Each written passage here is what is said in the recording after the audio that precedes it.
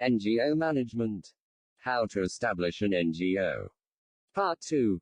Before I proceed, I request you to stay to the end of the video and please subscribe for access of coming future videos. Welcome to Part 2 of How to Establish an NGO. People all around the world dream of setting up organizations that can change lives and make a positive impact on their communities.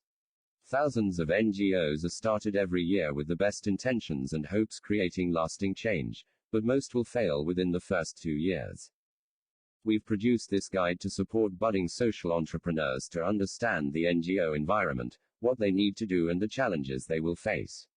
Our decades of experience working with development organizations around the world, from multilateral giants like the United Nations to grassroots organizations in the poorest countries in the world, have been invested in this guide to provide you with the best advice and tools you will need to make your new NGO a success. 3. Legal process. Most charitable organizations need to be established in such a way that they are able to receive donated funds, whether it is from government, individuals or foreign sources. This normally requires that the new organization formally registers with its country's government. Every country is different and will have different requirements for organizations wishing to register as an NGO. In developed countries, there are often umbrella organizations that manage charities and similar organizations, such as the Charities Commission in the United Kingdom.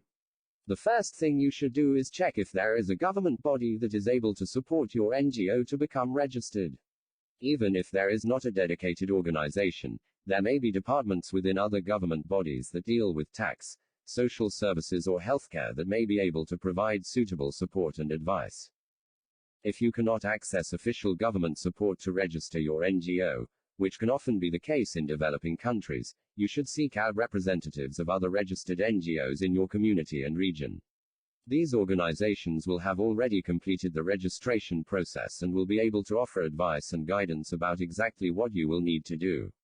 Try to speak to the founders of the organization in particular, as they will likely have direct experience and knowledge of the process themselves. Registering your new organization as an NGO can be difficult, especially in countries with less developed registration schemes.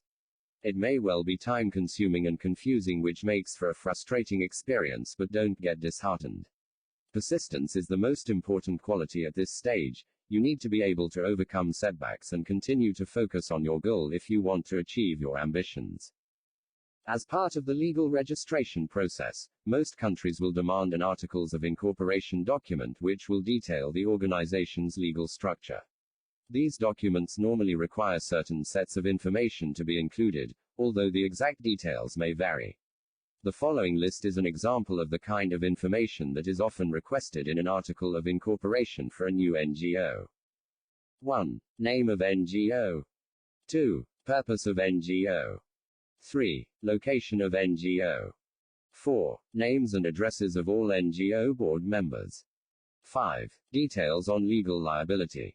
6. Capital and stock details of the NGO. 7. What time period the NGO expects to exist can be unlimited. 8. Formal statement confirming that the NGO is a non-profit making organization. Even if one of these documents is not required, you may still wish to consider creating one, as it will help you to understand your new NGO that much better.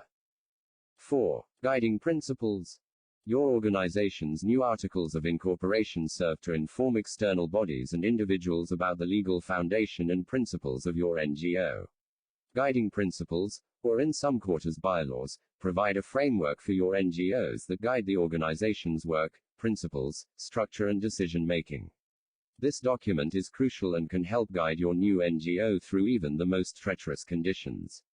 In fact, even some of the oldest NGOs in the world continue to use their original guiding principles as a guide for how the organization should work both over the short and long term. You should ensure that your original vision for your NGO is captured in this document, as it may well survive longer than your own life. Even after you have gone, the guiding principles of your NGO will live on and continue to guide its progress for decades to come. Your guiding principles will also aid you in resolving disputes or conflicts about which direction your organization should head in, and should be available to both staff and service users alike to consult. Make sure everyone involved in setting up your new NGO has an opportunity to feed in and later comment on your proposed set of principles to arrive at the strongest and most accurate set of principles that you can. The main guiding principles that most organizations include are below. 1. Purpose. 2. Mission and vision. 3. Registered office. 4. Definition of beneficiaries. 5. Board size, responsibility and structure. 6. Officer duties and responsibilities. Your NGO's guiding principles can serve as a guide for future generations, but do not be overly concerned about setting your NGO's goals in stone. These principles are often adapted as organizations evolve and progress to allow them to do more of different things, to grow and expand, or even to limit the scope of their work. As NGOs grow and become more complicated, so do the guiding principles, but at this stage you should just focus on the vital pieces of puzzle that will guide your organization towards its vision. If you have followed the earlier steps in this guide, then you will have already collected and decided on the majority of the information required to produce your set of guiding principles. If you are still unsure, take a look at other similar organizations' guiding principles which you can normally find on their respective websites. 5. Establish your presence. Now that most of the legal affairs have been completed, it is time to put down a marker for your new NGO. It is time to get out there and let people know that you exist and what you plan to do. This is not the time to start launching services and supporting beneficiaries, but rather the time to announce that you are here and what you hope to achieve. Host your new NGO's first official board meeting where you can approve your organization's guiding principles, acknowledge the organization's formal registration as an NGO, and start to lay out a timetable of action for getting your new NGO truly up and running. This first meeting provides an opportunity to establish offices such as a chief executive, chairman, secretary and treasurer, as well as establishing committees to manage different areas of the business such as fundraising and human resources. Your first board meeting is also the best place to decide on preliminary projects and to appoint people to start to tie up any loose ends and unfinished tasks that need to be completed.